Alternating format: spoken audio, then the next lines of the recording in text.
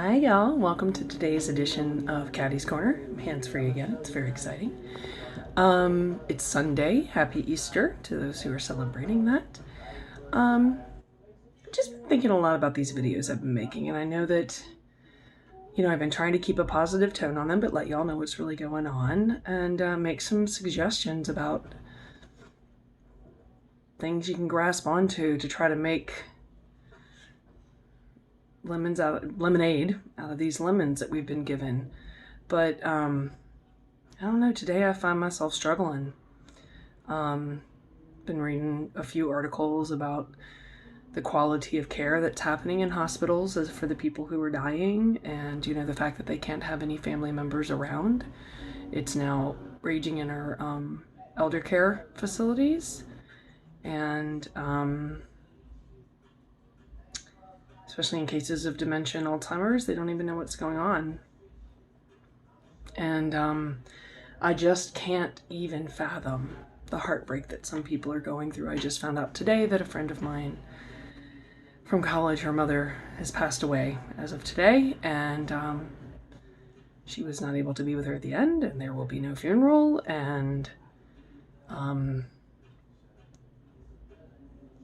it just feels like a giant ball of tangled necklaces out of your jewelry box, or a giant, like a 3,000 piece puzzle that's just dumped out on the ground. And it's like, what do we do? What do we do with all the changes? And one thing I do want to say is some people have been really adding like caveats. Well, like, I know that I don't have it that bad and I shouldn't complain.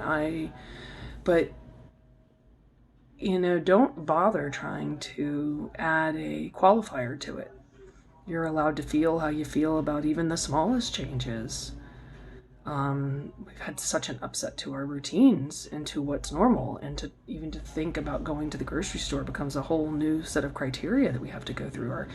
There's a lot of internal programming that happens in your brain that just goes on autopilot. You can't think about all things all the time, and I just can't iterate enough how important your mental health is in this time.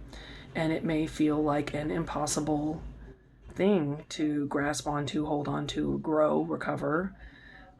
We certainly weren't living in a bubble of utopia before this happened, and now it's a bubble of wow.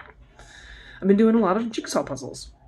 I have an app on my phone. Mobilityware is the name of the company. I really like it. There's a lot of free ones they throw at you, so you don't have to spend money on the jigsaw puzzles. You can do it at different sizes. You just click the little plus or minus button, and you can do like one with like little as 4 pieces. It's kind of silly. And you can go up to some that are really hard, and it's got a little hard on your phone because you can zoom in. But every time I do them now, I don't know, I just feel like what's happening right now is like I don't have control over much. I am unemployed. I am stuck in Brooklyn. I am trying to figure out what's next. I am trying to cook more and eat right and connect in with people. I went from like the first couple weeks kind of sort of talking to no one but family, to then like having Zoom calls and conference calls and personal calls and Facebook video calls, and like if I've talked for like 5 hours a day sometimes, I'm like, that's too much. So finding a middle ground, finding something that you can focus on now in your life. We have this weird gift of time. But again, having personally been through many versions of a devastated life, which is what the title of this book could be. Eating well, sleeping, quality of sleep, not boozing, finding outlets for energy, whether that's coloring or jigsaw puzzles or and working out. Part of that outlet of energy is working out. I just finished doing push-ups. I've gone up from 10 to 15 in my sets, and I do push-ups, sit-ups, and I've got the water in my backpack to do squats, and then I've added plies into it as well. I want to make gains in my strength, in my body, and my composition, even in this crazy, crazy time. So I'm working to remain optimistic and keep my hope up. Today I've sat and journaled about 4 or 5 pages too of just random blah blah blah blah blah blah blah blah. Just getting it out. Can't let it all squirrel up in the brain. And I have one set of challenges being here. Other people are still working, like their job hasn't really changed. They're just working from home now, but some people are stuck with their kids. New York is saying no school till the end of the year, even if then. So there's been a lot of change of people having to navigate online platforms for stuff. But in those online platforms, man, I'm telling you, get to yoga, get to meditation, get to Tai Chi, learn to fly fish online. I don't know. Find a YouTube guy that you're passionate about and follow his videos every day, because a bunch of us are making these things, and it's nice when someone clicks like and follows it, right? So that's really all I got today. I just want you to know that I ain't no Pollyanna right now. I don't know if the struggle is coming across in these.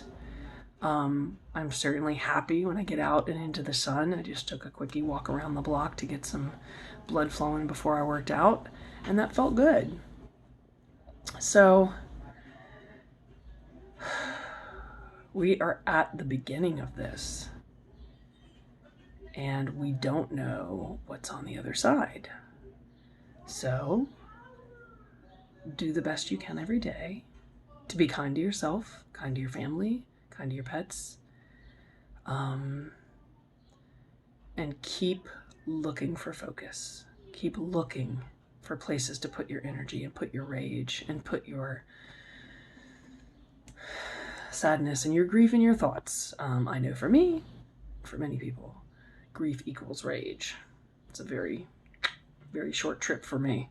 If I'm upset and feeling sad and feeling the loss of someone or something important to me, the likelihood that I will take that out on someone in my immediate vicinity with rage is very likely. So be mindful about that. Anyway, I'm going to leave it at that. Again, blessings on this Easter Sunday. I hope you are all faring well. And thanks for joining me in Caddyland. We'll do it again when we do it. You want to leave it with little fills up in the video here. Phil. Yay, Phil. He does not like being on video.